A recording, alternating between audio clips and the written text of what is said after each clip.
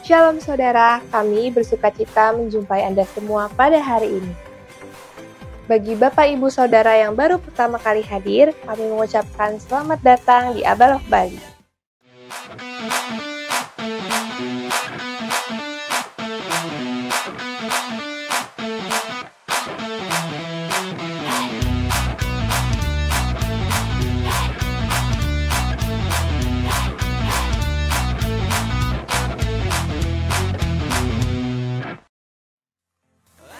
Berikut beberapa informasi ibadah dalam minggu ini.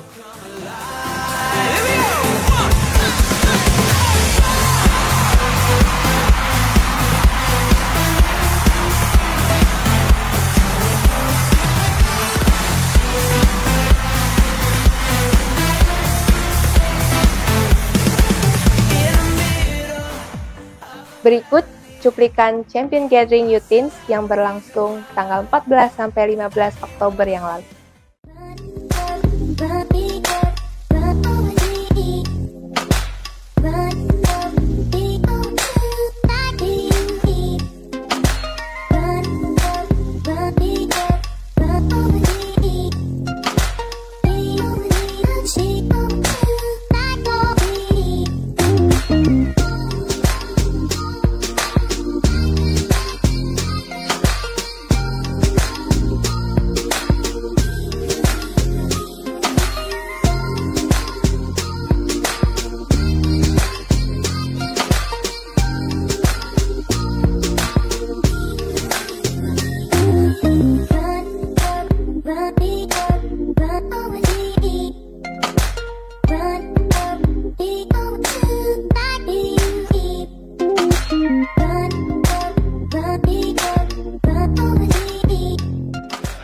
Sempat ngalamin di masa-masa aku teens juga.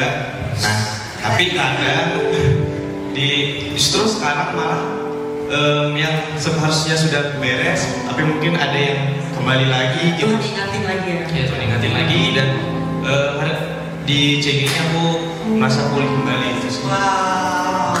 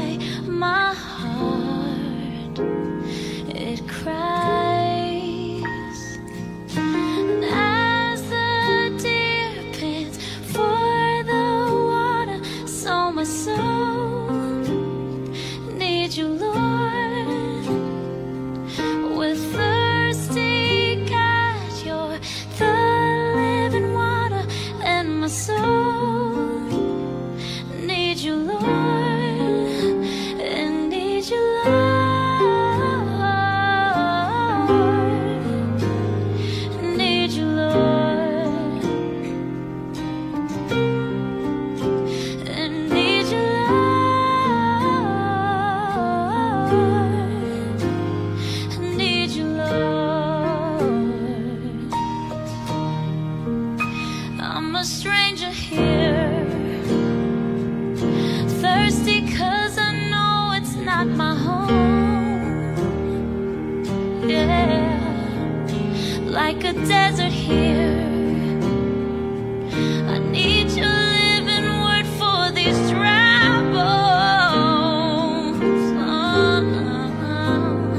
Jesus, fill us up again with your presence flowing deep within new life. Dan juga SPK untuk Youth Teens yang berlangsung setiap hari Sabtu jam 7 malam di lantai 3 Abal of Bali.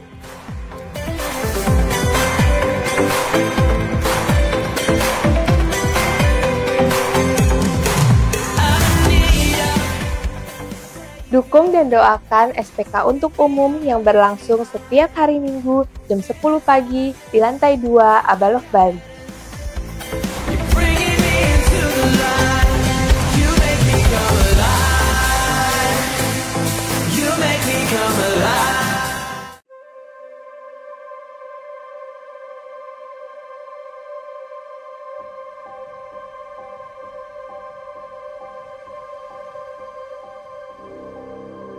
Bagai anak panah di tangan pahlawan, demikianlah anak-anak pada masa muda.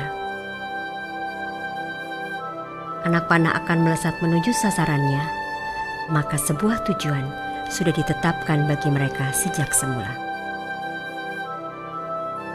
Sang pemanah adalah sang pemilik hidup mereka yang mempunyai tujuan mulia bagi setiap anak panah. Tuhan, sang pemanah, telah memiliki impian dan rancangan masa depan bagi setiap anak. Masing-masing anak panah memiliki kekuatan dan potensi, sehingga saat diluncurkan akan melesat kuat ke arah tujuannya. Kami, Sekolah Tunas Bangsa, hadir untuk menumbuhkan mereka menjadi generasi perkasa.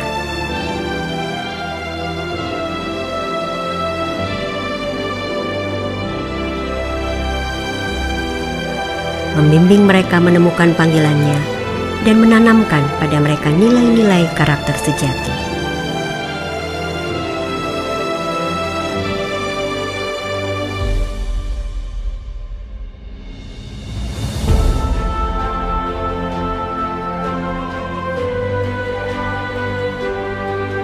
Caring, mampu menjawab kebutuhan orang lain dan menghargai sesama.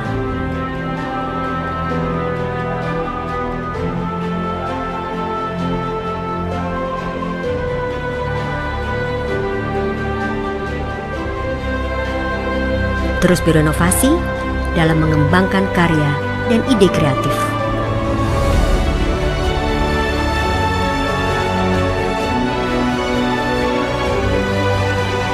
Memiliki integritas yang tinggi, serta mampu memberdayakan orang lain untuk mengembangkan potensi secara maksimal.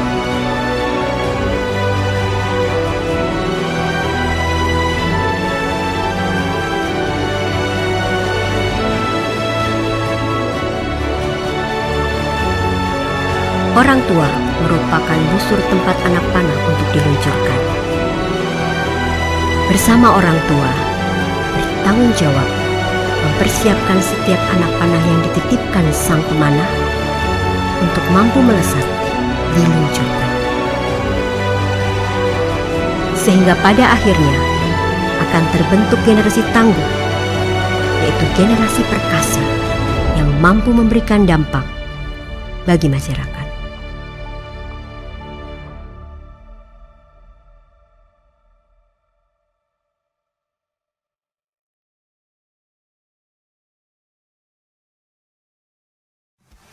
Sekolah Tunas Bangsa Denpasar membuka penerimaan peserta didik baru untuk TK, SD, dan SMP. Untuk informasi lebih lanjut, silakan buka di link berikut ini.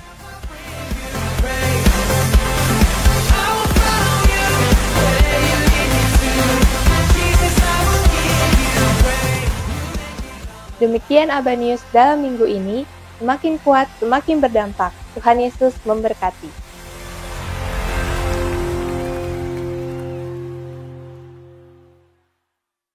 Shalom Bapak Ibu Saudara sekalian, semakin kuat, semakin berdampak. Ya, dalam 2 bulan ke depan ini kita mau belajar bagaimana kita menjadi pribadi-pribadi yang bisa memberi dampak. Nah, hari ini saya mengambil satu tema yang menjadi keseharian kita, yang saya pikir ini penting di dalam kehidupan kita sehari-hari, yaitu bagaimana perkataan kita itu yang bisa membangun. Nah, saya ambil judul khotbah saya hari ini adalah mulutmu harimaumu. Waduh, ini temanya serem ini, kan? Ya, kita lihat di Amsal 18 ayat yang ke-21. Hidup dan mati dikuasai lidah. Siapa suka menggemakannya akan memakan buahnya. Nah, Amsal mengingatkan kita, hidup dan mati kita ini dikuasai oleh lidah. siapa suka menggemakannya akan memakan buahnya. Oke. Jadi kalau kita ya menggunakan hal-hal yang baik, hal-hal yang benar, yang menguatkan, maka kita akan memakan buah atau menerima buah-buah yang juga menguatkan. Tetapi kalau kita menggunakan perkataan-perkataan kita yang melemahkan, ya, maka kita juga akan memakan buah yang justru juga melemahkan kita. Nah, Bapak Ibu saudara dikasih oleh Tuhan, percayakah bahwa perkataan-perkataan kita itu mengandung kuasa? Ingat, Bapak Ibu, manusia itu diciptakan serupa dan segambar dengan Allah. Oke, jadi setiap kita percaya ya bahwa kita diciptakan serupa dan segambar dengan Allah, bukan serupa dan segambar dengan kera. Ya, kecuali orang-orang yang percaya teori Darwin ya, yang hasil dari evolusi daripada kera. Tapi saya percaya, setiap kita percaya bahwa kita sebagai orang percaya adalah orang-orang yang diciptakan istimewa, yaitu serupa dan segambar dengan Allah. Nah, kalau serupa dan segambar dengan Allah, saudara yang dikasihi oleh Tuhan, kita lihat ya, ketika Allah menciptakan dunia ini, menciptakan alam semesta ini, ya, selalu dimulai dengan perkataan apa? Ya, berfirmanlah Allah. Artinya apa? Berfirman itu kan berkata-kata. Berfirman itu artinya berbicara, ya. Jadi berfirmanlah Allah. Ya, Kejadian 1 ayat 3 dikatakan berfirmanlah Allah, jadilah terang. Lalu terang itu jadi. Oke. Nah, artinya apa? Firman Allah, perkataan Allah itu berkuasa. Nah, kita diciptakan serupa dan segambar dengan Allah. Otomatis kata-kata yang kita ucapkan itu juga mengandung kuasa. Apakah kuasa untuk menguatkan atau kuasa untuk meruntuhkan? Di Wanita Bijak ya ada sesinya itu, salah satu sesinya ya membangun atau meruntuhkan. Nah, hari ini ya kalau kita berbicara tentang perkataan, apakah perkataan kita itu membangun atau perkataan kita itu meruntuhkan? Ya. Nah, saya katakan tadi bahwa perkataan kita itu ada kuasanya. Ingat, Bapak Ibu saudara dikasih oleh Tuhan, ketika Allah menciptakan manusia, lalu Allah menempatkan manusia di Taman Eden, ya, tugas pertama yang Allah berikan kepada manusia itu apa? Kita lihat di dalam Kejadian 2 ayatnya yang ke-19. Kejadian 2 ayat yang ke-19. Lalu Tuhan Allah membentuk dari tanah segala binatang hutan dan segala burung di udara. Dibawanyalah semuanya kepada manusia itu untuk ya melihat bagaimana ia menamainya. Dan seperti nama yang diberikan manusia itu kepada tiap-tiap makhluk yang hidup, demikianlah nanti nama makhluk itu. Bapak Ibu saudara dikasih oleh Tuhan, tugas pertama yang diberikan oleh Tuhan kepada manusia yaitu memberi nama kepada binatang-binatang, hewan-hewan yang Tuhan ciptakan. Wah, ini bukan tugas yang mudah, ya, bukan sesuatu yang sepele. Karena apa? Apa yang akan diberikan, ya, nama yang akan disematkan kepada binatang tersebut, maka itu akan permanen, ya, menjadi nama hewan tersebut. Jadi ketika Allah menciptakan, ini gambaran saya, ya, mau menciptakan segala macam bentuk hewan itu belum ada namanya. Manusia diberi tanggung jawab, diberi tugas. Nah, tentunya ketika Adam memberi nama kepada binatang-binatang itu juga tidak sembarangan. Saya percaya Adam pasti akan melihat, ya kan? Adam akan memperhatikan, ya, meneliti, lalu akan memberikan nama yang tepat dengan jenis, ya, binatang tersebut. Pertama belum ada, mungkin nama gajah belum ada, ya. Saya nggak tahu lah waktu di Taman Eden itu bahasa apa yang dipakai, ya. Kita nggak ngerti apakah bahasa Jawa atau bahasa Cina ya atau bahasa Batak ya, kita nggak ngerti ya kan. Yang jelas waktu itu Adam mendapat tugas untuk memberi nama hewan tersebut, dan sampai sekarang ini ya nama yang disematkan kepada hewan-hewan yang ada sekarang ini adalah sesuai dengan apa yang sudah Adam berikan. Ketika Adam melihat binatang yang kecil sekali, ya, Adam berkata, ini namanya semut. Lalu ketika Adam melihat binatang yang lebih besar, yang ada belalainya panjang, lalu Adam berkata, ini karena dia besar, ya ada belalainya, namanya gajah. Dan itu permanen, tidak berubah sampai sekarang ini. Artinya apa? Ya, perkataan manusia berkuasa. Karena manusia diciptakan serupa dan segambar dengan Allah. Firman Allah, perkataan Allah itu berkuasa. Ya. Nah, jadi Bapak Ibu yang dikasihi oleh Tuhan, hati-hati dengan lidah kita, perkataan kita, ya. Karena hidup mati, ya. Amsal Salomo berkata, itu dikuasai oleh lidah. Ada seorang ilmuwan ya dari Jepang yang bernama Dr. Masaru Emoto.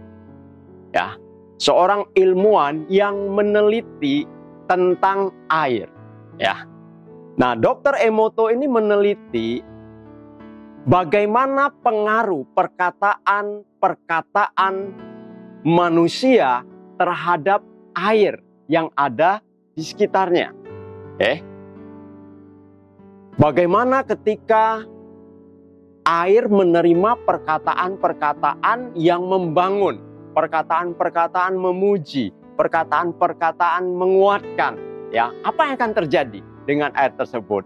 Lalu bagaimana sebaliknya ketika air tersebut menerima perkataan-perkataan yang kasar, ya, cacian atau makian, ya, bagaimana kondisi air tersebut?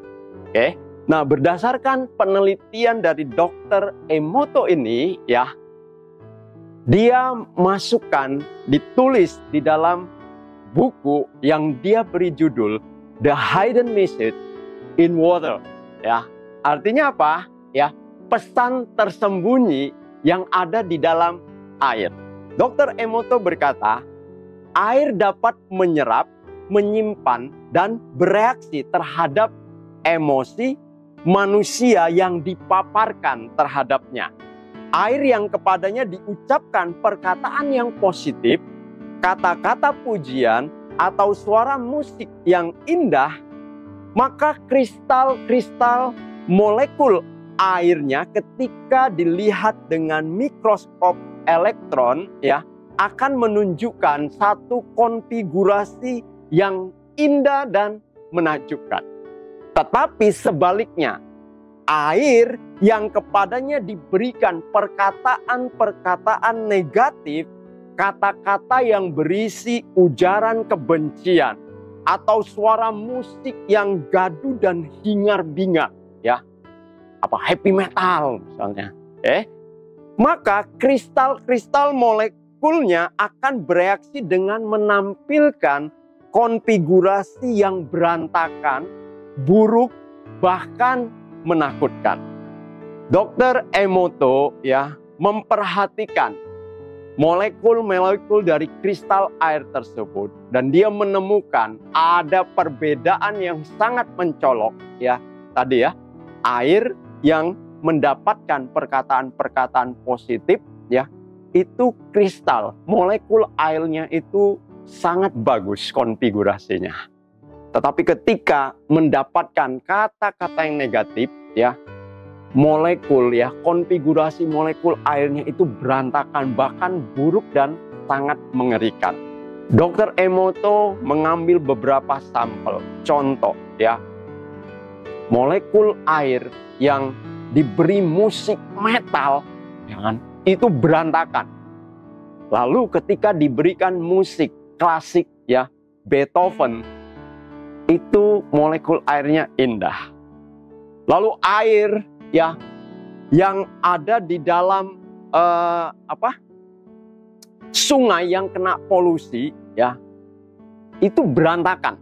Tetapi ketika diambil dari sumber mata air, ya, yang bersih, ya, itu bagus sekali.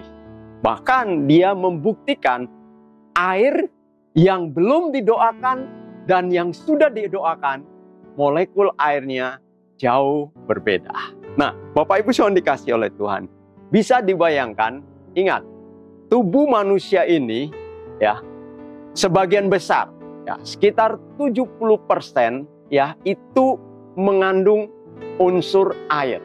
Jadi sebagian besar tubuh kita ini mengandung unsur air. Nah, kalau kita kaitkan, ya, dengan penelitian yang ditemukan oleh Dr. Emoto tadi, Bapak Ibu bisa bayangkan, ketika tubuh kita yang sebagian besar terdiri dari unsur air ini, yang mendapatkan perkataan-perkataan yang negatif, yang tidak membangun, ya, makian, cacian, apapun itu bentuknya yang negatif, bisa bayangkan apa yang akan terjadi di dalam reaksi tubuh kita ini. Ya, otomatis, ya, kalau kita kaitkan dengan penelitian Dr. Emoto tadi, maka akan terjadi konfigurasi yang berantakan. Ya, makanya tidak heran Bapak Ibu yang dikasihi oleh Tuhan, ya, ketika seorang anak yang selalu mendapatkan perkataan negatif dari orang tuanya, dari orang-orang sekelilingnya, ya, anak ini bertumbuh di dalam kondisi yang tidak baik, ya.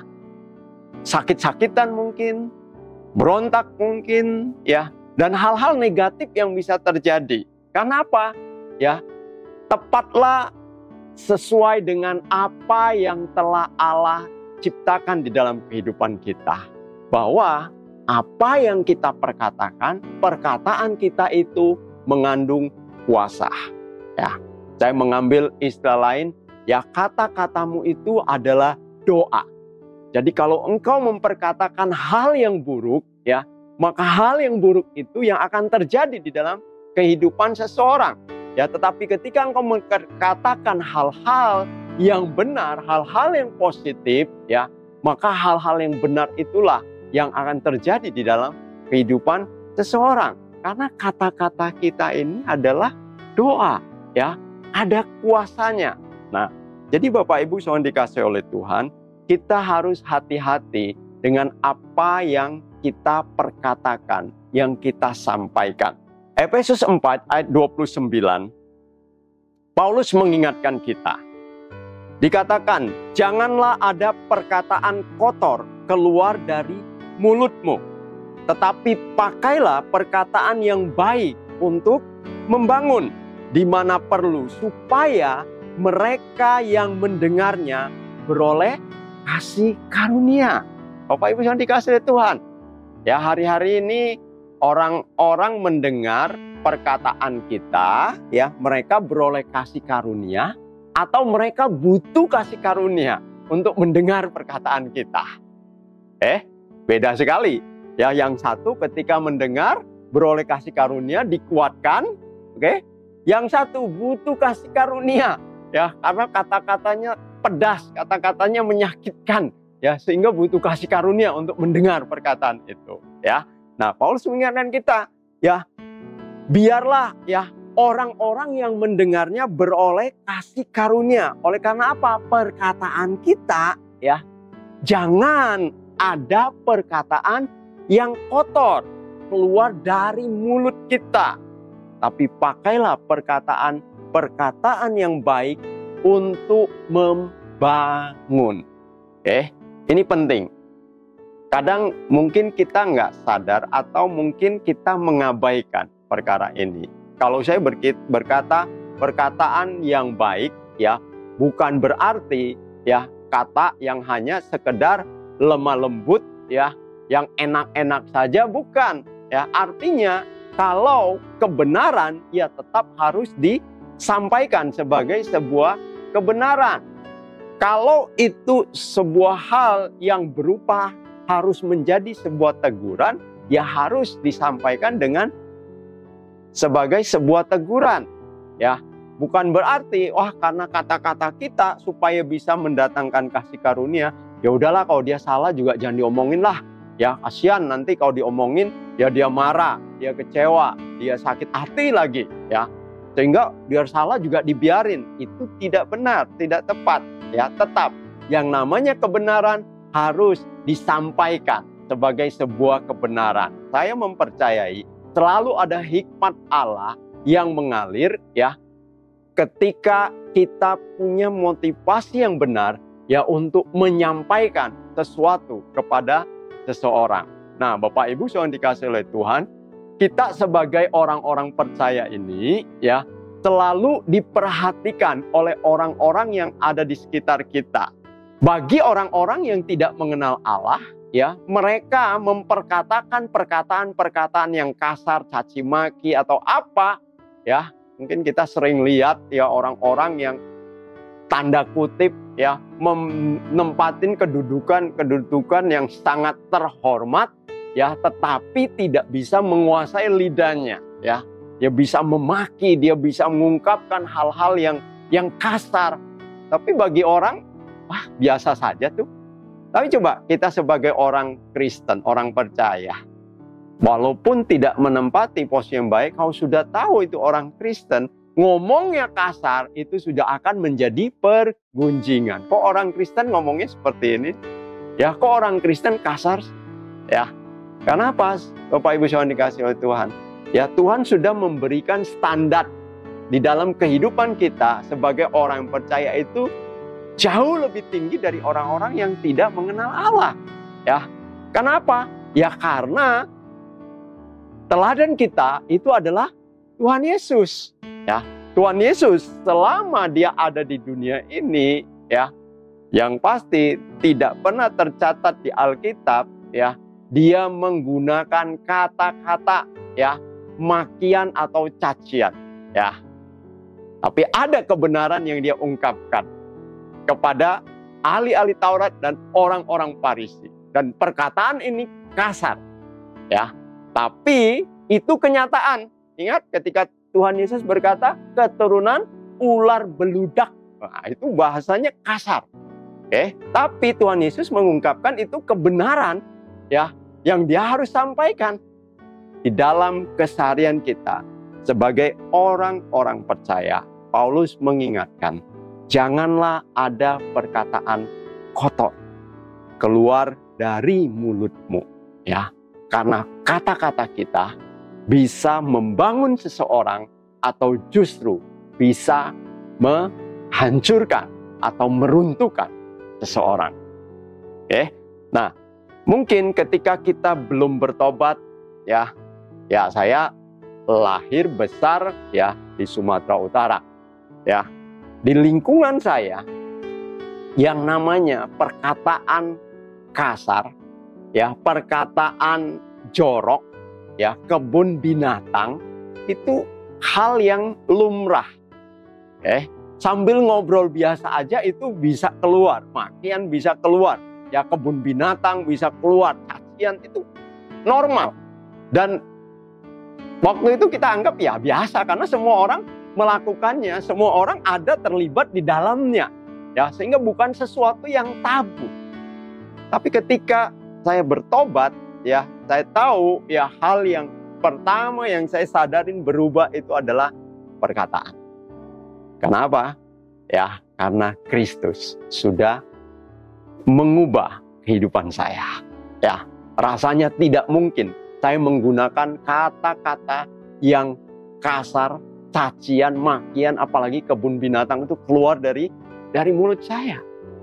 Bapak Ibu, ya, saya punya istri, punya anak, ya, selama saya bersama-sama dengan mereka, Bapak Ibu bisa cek kepada keluarga saya, apakah bapaknya, ya, pernah menggunakan perkataan yang kasar atau cacian, makian, ya, kepada mereka. Saya pastikan mereka yang jawab tidak pernah. Bahkan kepada peliharaan saya, Bapak Ibu Saudara kasih Tuhan, ya, saya punya 2 ekor anjing. Saya tidak pernah bicara kasar kepada mereka. Saya tidak pernah marah maki-maki mereka. Tidak pernah. Karena saya tahu sadar bahwa kata-kata saya itu mengandung kuasa. Saya selalu sebut anjing saya kalau dia melakukan sesuatu yang baik, taat, ya, saya selalu sebut dia good dog, kan, anjing yang baik. Sehingga apa? Anjing saya senang. Setiap kali saya mau pergi kerja, dia harus nganter dulu. Pastikan saya pergi, ya kan, baru dia tidur lagi. Kalau saya pulang dari kantor kerja, ya kan, dia selalu menyambut, ya, senang. Kenapa? Ya, tidak ada hal yang kasar. Dan anjing saya tumbuh dengan luar biasa. Ya, kok jadi contohnya anjing bukan manusia. Ya, artinya apa? Bapak Ibu yang dikasihi Tuhan, kalau saya ambil contoh ini, saya ingin menunjukkan bahwa perkataan yang benar, perkataan yang membangun, yang menguatkan itu harus kita tujukan kepada siapa saja, keadaan bagaimanapun, dan kondisi apapun. Karena apa? Ya, kata-kata kita mengandung kuasa. Tapi pertanyaannya mungkin Bapak Ibu bertanya, saya ketemu itu orang Kristen lahir baru bahkan udah melayani, ya kan, udah pelayanan, ya, tapi kok masih suka ya menggunakan kata-kata yang sia-sia. Kenapa sih masih suka menggunakan kata-kata yang kasar, ya, makian, ya, bahkan kebun binatang masih bisa muncul. Seharusnya kan sudah tidak boleh, ya, seharusnya kan sudah sadar, ya kan, satu mata air nggak mungkin, ya, keluar dua jenis air, satu sumber, ya kan, nggak mungkin ada air asin dan air tawar. Sebentar dia keluar air yang tawar bisa diminum, sebentar dia keluar air yang asin yang dimuntahkan, ya kan, seharusnya nggak bisa begitu. Seharusnya kan cuma satu, ya, sudah punya Yesus dalam hidupnya, jangan ada lagi dong perkataan-perkataan yang kotor tadi, ya. Kita lihat di Lukas 6 ayatnya yang ke-45. Orang yang baik mengeluarkan barang yang baik dari perbendaharaan hatinya, ya, yang baik. Dan orang yang jahat mengeluarkan barang yang jahat dari perbendaharaan hatinya yang jahat. Karena yang diucapkan mulutnya meluap dari hatinya. Apa yang bisa dikasih oleh Tuhan? Lagi, karena yang diucapkan mulutnya meluap dari hatinya. Nah, jadi hati kita ini adalah perbendaharaan hidup kita atau gudang dari hidup kita. Mau tahu hatinya seperti apa? Lihat aja, ya. Kata-kata yang keluar dari mulutnya seperti apa, itu ketahuan hatinya seperti bagaimana. Jadi Bapak Ibu yang dikasihi oleh Tuhan, ya, kenapa ada orang-orang yang sudah bertobat katanya, tapi masih bisa mengeluarkan perkataan-perkataan yang kasar, yang kotor tadi. Nah, ini masalah hatinya. Ingat, kita ini bukan manusia sempurna.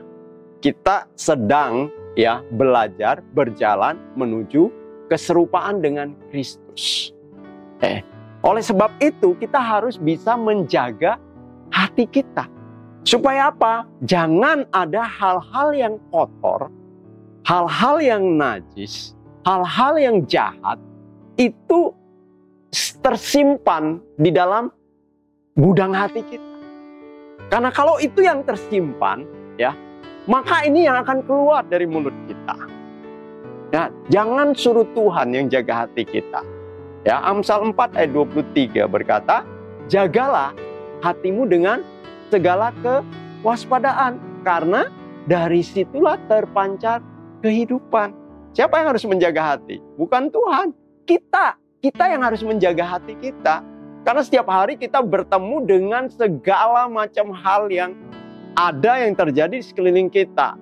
Baik, buruk, ya kan? Yang jahat, yang apa, semua ada. Berkelebatan di sekitar kita. Nah, sekarang apakah kita mau membiarkan, ya, hati kita ini diisi dengan hal-hal yang jahat? Kita mengambil hal-hal yang buruk, kita menyimpannya. Nah, kalau kita melakukan itu, jangan heran, ya, apa yang keluar dari mulutmu itu menunjukkan apa yang ada dalam hatimu. Oleh sebab itu, Bapak Ibu yang dikasihi oleh Tuhan, ya, untuk kita bisa menjaga supaya perkataan-perkataan kita ini adalah perkataan-perkataan yang bisa membangun menguatkan, bukan cacian, makian, kata-kata jorok, kata-kata kasar. Jaga hati kita. Simpanlah hal-hal yang benar. Simpanlah hal-hal yang baik. Ya, simpanlah segala sesuatu yang bermanfaat untuk bisa menguatkan. Supaya apa? Ketika kita berkata-kata, ketika kita berbicara, itulah yang akan mengekspresikan apa yang ada di dalam hati kita. Efesus 4 ayat 20-24. Tetapi kamu bukan demikian. Kamu telah belajar mengenal Kristus. Karena kamu telah mendengar tentang Dia dan menerima pengajaran di dalam Dia menurut kebenaran yang nyata dalam Yesus. Yaitu bahwa kamu berhubung dengan kehidupan kamu yang dahulu harus menanggalkan manusia lama yang menemui kebinasaannya oleh nafsunya yang menyesatkan, ya, supaya kamu dibaharui di dalam roh dan pikiranmu dan mengenakan manusia baru yang telah diciptakan menurut kehendak Allah di dalam kebenaran dan kekudusan yang sesungguhnya. Bapak Ibu yang dikasihi oleh Tuhan, kalau masih ada orang-orang yang suka, ya, mengeluarkan perkataan-perkataan yang kotor tadi, Paulus mengingatkan, tetapi kamu, ya, kamu bukan demikian. Ya, kita ini seharusnya tidak seperti itu lagi. Kenapa? Ya, kenapa? Paulus berkata, kamu telah belajar mengenal Kristus. Bukankah setiap kita, ya, selalu diajarkan, ya, untuk mencontoh, menteladani Kristus? Ya, kita mengenal bagaimana Kristus ketika Dia ada di dunia ini. Ya, bagaimana kehidupannya, tingkah lakunya, perkataannya, tindakan-tindakannya. Kita diajar untuk hidup serupa dengan Dia. Artinya apa? Kita mengenal Kristus. Tetapi kamu, ya, telah belajar mengenal Kristus. Ya, karena kamu telah mendengar tentang Dia. Kita sudah mendengar, ya, tiap minggu, bahkan tiap hari ketika Bapak Ibu membaca dan merenungkan firman, ya, dan menerima pengajaran di dalam Dia menurut kebenaran yang nyata dalam Yesus. Ya, oleh sebab itu, ya, firman Allah berkata, harus, ya, kita ini harus menanggalkan manusia lama kita. Ya, tanggalkan, jangan lagi kita hidup dengan manusia lama kita. Ya, kita tahu bahwa manusia lama itu menuju kebinasaan karena hidup di dalam kesia-siaan. Ya, supaya kamu dibaharui, ya, di dalam roh dan pikiranmu. Ya, kita harus terus diperbaharui, ya, di dalam roh kita, di dalam pikiran kita, dan mengenakan manusia baru. Buang manusia lamanya, tanggalkan manusia lamanya, izinkan untuk terus mengalami pembaharuan pikiran kita, ya, pembaruan di dalam manusia batinnya kita, roh kita, mengenakan manusia baru yang telah diciptakan menurut kehendak Allah di dalam kebenaran dan kekudusan yang sesungguhnya. Jadi Bapak Ibu yang dikasihi oleh Tuhan, ya, kita harus terus menghidupi proses ini. Ya, ingat, hidup kita, ya, bukannya kita lagi, tetapi Kristus yang ada di dalam kita. Menanggalkan manusia lama, mengenakan manusia baru, mengalami pembaruan pikiran, ya, manusia batinia yang terus menerus. Dengan proses seperti itu akan menolong kita bagaimana kita bisa cukup selektif, ya, untuk mempergunakan perkataan kita, kata-kata kita. Apakah itu akan menjadi kata-kata yang menguatkan atau kata-kata yang meruntuhkan, membangun, ya, atau meruntuhkan, menguatkan atau melemahkan. Jadi Bapak Ibu yang dikasihi oleh Tuhan, ya, untuk kita bisa menjadi dampak bagi orang-orang yang ada di sekitar kita, salah satunya adalah lewat perkataan kita. Dengan perkataan kita, orang bisa mengenal apakah Kristus ada di dalam kita, ya, atau Kristus tidak ada di dalam kita. Nah, ada beberapa tips yang saya berikan kepada Bapak Ibu Saudara dikasih oleh Tuhan sebelum kita mengatakan atau mengungkapkan sesuatu, ya. Pertama, harus diingat, benarkah yang saya katakan ini? Sebelum kita menyampaikan sesuatu, memperkatakan sesuatu, coba ya, kita saring dulu, ya. Apakah perkataan ini kebenaran atau bukan? Hari-hari ini, saya bilang perkataan mungkin bukan hanya mulutnya yang berkata-kata, tetapi juga bisa tangannya yang berkata-kata. Loh kok bisa? Iya, hari ini orang mainnya sosmed semua, ya, di WA, di Facebook, di mana itu kan tangannya yang berkata-kata. Cek dulu sebelum kau menyebar berita, sebelum kau menyampaikan sesuatu, ya. Pastikan bahwa yang kamu sampaikan atau yang kamu posting itu adalah sesuatu yang benar. Jangan hoax. Banyak orang tidak cukup maksudnya tidak cukup kritis, ya, untuk membedakan ini kebenaran atau hoax, ya. Mereka tidak saring dulu, ya. Begitu mendapat berita, mendapat info, langsung disebarkan. Dapat info langsung disebarkan. Padahal berita-berita tersebut adalah berita-berita hoax. Dan maaf, ini terjadi ya bukan hanya di kalangan orang-orang biasa, bahkan di kalangan kata pendeta-pendeta juga terjadi. Nah, jadi hati-hati dengan proses itu. Benarkah yang saya katakan ini? Ya, jadi apa yang kita sampaikan, katakan itu harus sebuah kebenaran. Kemudian tips yang kedua, ya, pantaskah apa yang saya katakan ini? Ya, cek, pantas enggak? Kalau perkataan ini diberikan kepada saya, kira-kira respon saya akan seperti apa? Kalau saya tidak suka, ya, dengan perkataan itu, ya janganlah kita ucapkan perkataan itu kepada orang lain. Kalau kita kesal mendengar, ya kan, kata-kata itu, ya udah kita tahan atau jangan kita gunakan kata-kata itu kepada orang lain. Artinya apa? Itu tidak pantas, ya, untuk diungkapkan, tidak pantas untuk disampaikan, ya. Banyak perkataan-perkataan yang kita pikir itu mendesak untuk diutarakan, namun belum tentu itu sesuatu yang pantas untuk disampaikan. Bahkan kadang, ya, untuk menyampaikan sebuah kebenaran, kadang kita juga butuh waktu yang tepat. Nah, tips yang ketiga adalah, pentingkah apa yang saya katakan ini? Ya, penting nggak? Ya, kalau nggak penting, ngapain? Ya, hanya akan menjadi gosip. Ya, semakin digosok, semakin sip. Padahal itu nggak penting. Ya. Terkadang ada perkataan yang sebenarnya tidak penting untuk dikatakan, apalagi kepada orang-orang yang tidak tepat, ya. Tapi karena kita, ya, dasarnya memang seneng, ya kan, untuk ngomong, ya, akhirnya apa? Ya, kita sampaikan. Padahal itu nggak penting. Jadi coba cek, penting nggak saya sampaikan ini?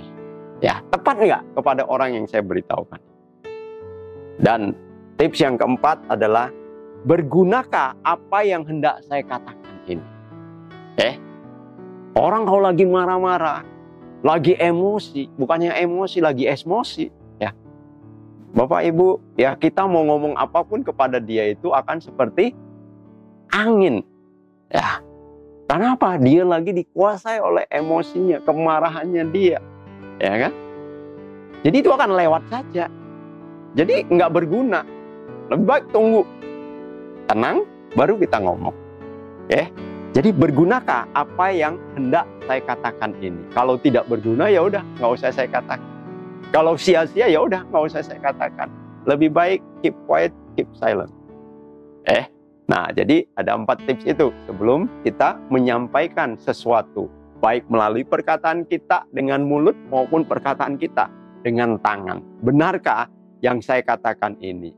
Pantaskah apa yang saya katakan ini? Pentingkah apa yang saya katakan ini? Dan bergunakah apa yang hendak saya katakan ini? Jadi Bapak Ibu Saudara dikasih oleh Tuhan, hari ini saya mau setiap kita mau sama-sama belajar bagaimana perkataan-perkataan kita itu harus perkataan-perkataan yang bisa membangun, menguatkan, supaya apa? Itu menjadi satu gaya hidup kita yang bisa memberikan dampak yang benar kepada orang-orang yang ada di sekitar kita. Ya, semakin kuat, semakin berdampak. Bagaimana kita semakin dikuatkan di dalam Tuhan? Ya, bagaimana kita semakin berakar di dalam Tuhan? Dan bagaimana kita bisa semakin berdampak melalui seluruh aspek kehidupan kita. Amsal 16 ayat 24. Perkataan yang menyenangkan adalah seperti sarang madu, manis bagi hati dan obat bagi tulang-tulang. Perkataan yang menyenangkan, artinya yang tepat pada waktunya, ya, yang pas untuk diterima, ya, itu akan menyenangkan, ya. Seperti sarang madu, manis bagi hati, ya, dan obat bagi tulang-tulang. Perkataan yang positif, perkataan yang benar, itu pasti akan menguatkan seseorang. Dan Amsal 25 ayat 11 berkata, perkataan yang diucapkan tepat pada waktunya adalah seperti buah apel di pinggan perak. Wow, ya, seperti buah apel emas, ya, di pinggan perak. Kalau kita perkatakan itu tepat pada waktunya. Makanya jangan banyak mengumbar kata-kata. Ya, ada orang berkata, ya, peribahasa dulu berkata apa? Diam itu adalah emas. Ya, emas itu kuning. Tapi kuning itu tidak selamanya emas. Ya. Karena apa? Ya, maaf, yang mengapung di sungai itu juga kuning. Nah, itu bukan emas. Ya, artinya apa? Sampaikanlah perkataan-perkataan itu tepat pada waktunya, ya. Tidak banyak membual, ya, mengumbar maksudnya, ya, tapi juga tidak lalu diam sehingga tidak ada kata-kata yang dikeluarkan.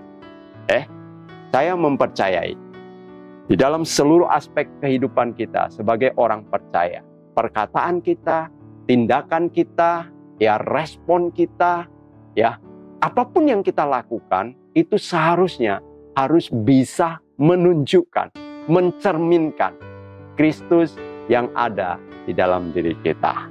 Jadi Bapak Ibu Saudara dikasih oleh Tuhan, saya percaya ketika kita tetap connect dengan Sang Kepala yaitu Kristus, maka seluruh kehidupan kita, ya, pasti tetap ada di dalam pimpinan dan tuntunannya. Sehingga seluruh apapun yang ada dalam kita, ya, kita selalu bisa mendatangkan kekuatan, kasih karunia, mendatangkan berkat bagi banyak orang. Semakin kuat, semakin berdampak. Tuhan Yesus memberkati. This fire